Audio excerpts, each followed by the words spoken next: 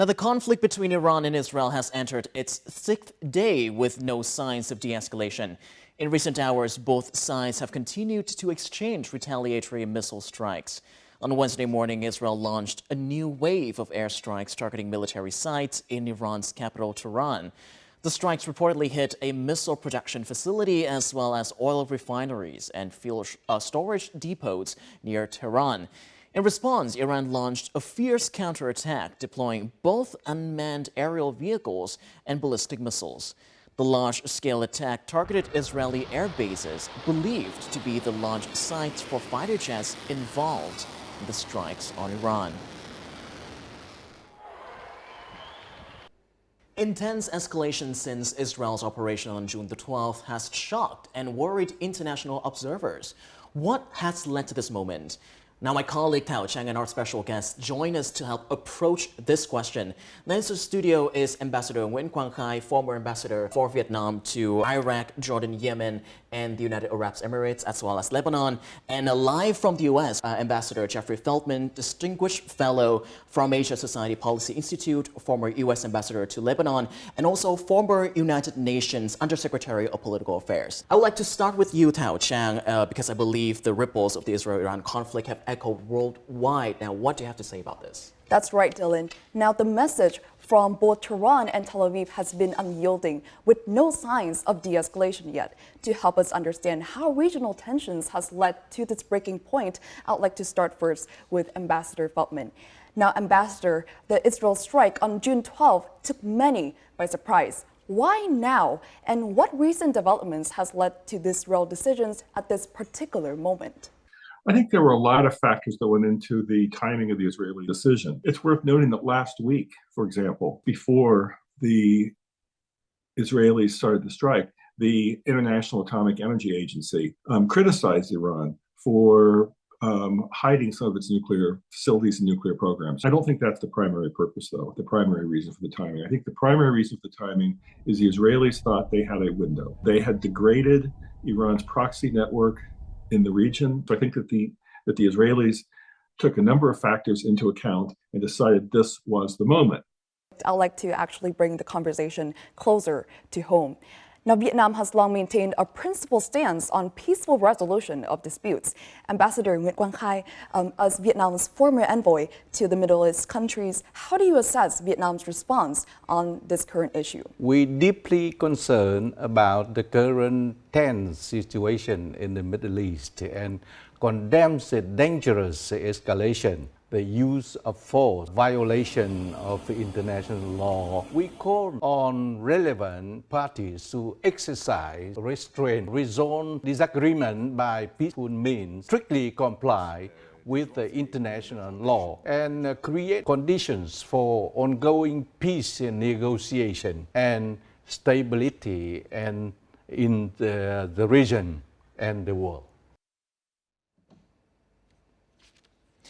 Right, and as the conflict between Israel and Iran continues, the possibility of U.S. involvement has further raised concerns over the outbreak of a full-scale regional war in the Middle East.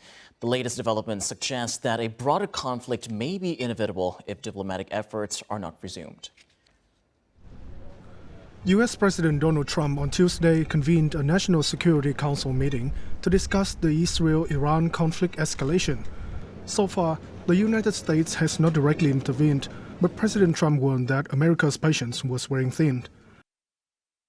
U.S. officials have emphasized that the top priority in President Trump's strategy is to dismantle Iran's nuclear program, long suspected by the West of aiming to develop nuclear weapons, though Tehran has denied the allegations.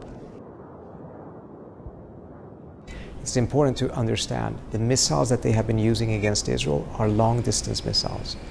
The missiles they would be using against U.S. bases, first of all, they have a larger arsenal of them, are medium and shorter distance missiles. They have not used those against Israel and as a result still have plenty of them left.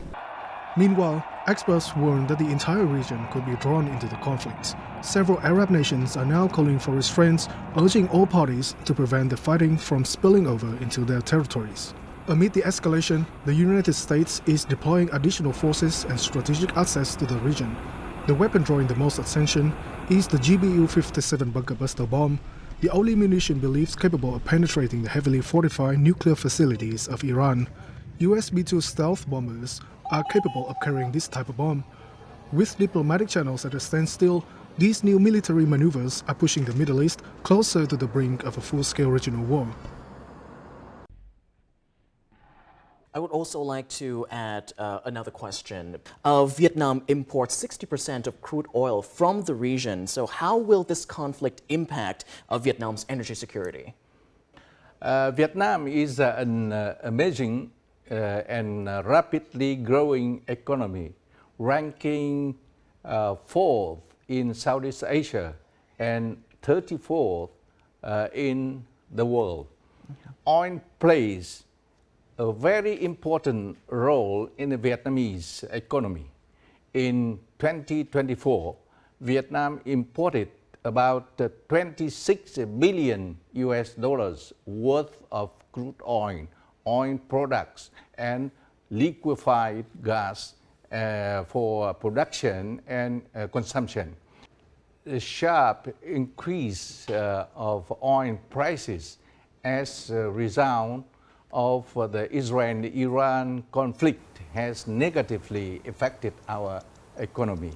In the face of a constant fluctuation in oil prices, the Vietnamese government has taken measures to maintain stable and sustainable economic growth.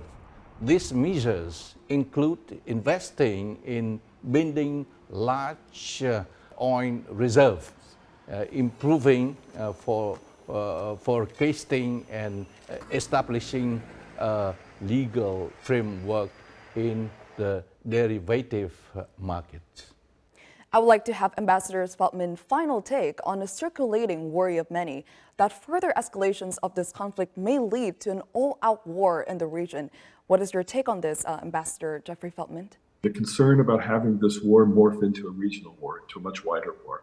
As I said earlier, the Gulf Arab states are signaling very strongly that they want to stay out of this. And the Iranians have, as I said earlier, restrained their proxies from attacking US facilities. So I think that all parties right now are trying very hard to make sure that this war does not spread beyond the Iranians, the Iraqis. But as we've all seen in other wars, miscalculations, mistakes could happen, and it could spread. Thank you, ambassadors, for coming to the interview. Thank you all to you both so much for coming over and spending your time with the Bulletin today.